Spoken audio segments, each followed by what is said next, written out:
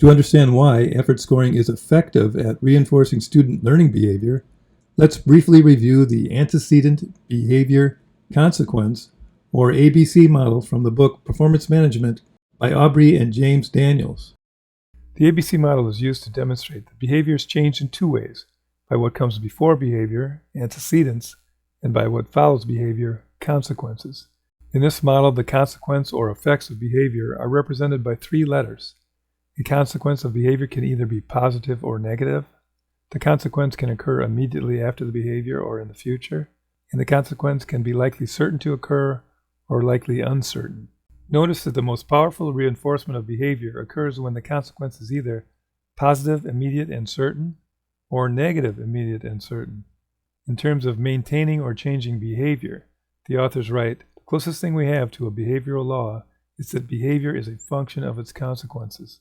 With this powerful statement in mind, let's analyze effort scoring as a consequence of school-based behavior. When a teacher scores student effort for various school-related behaviors, high scores would be considered positive, low or middle scores would be considered negative. Note, scoring is based on an estimate of individual student capabilities. In other words, the same effort may be scored high for one student and mid-level for another student.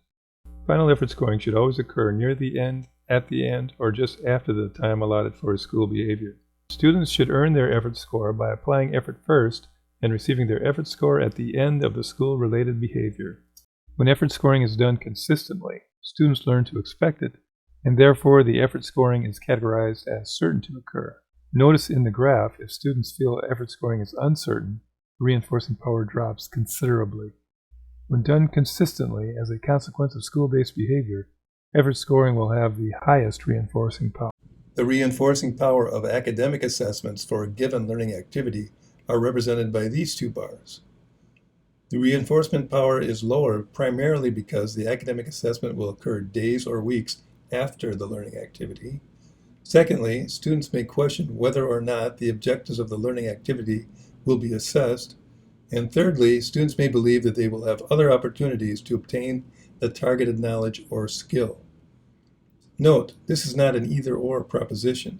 The student may adjust their learning behavior upwards because they will receive an effort score immediately after the learning activity, and because the learning activity may help them achieve better understanding that will be assessed in the future.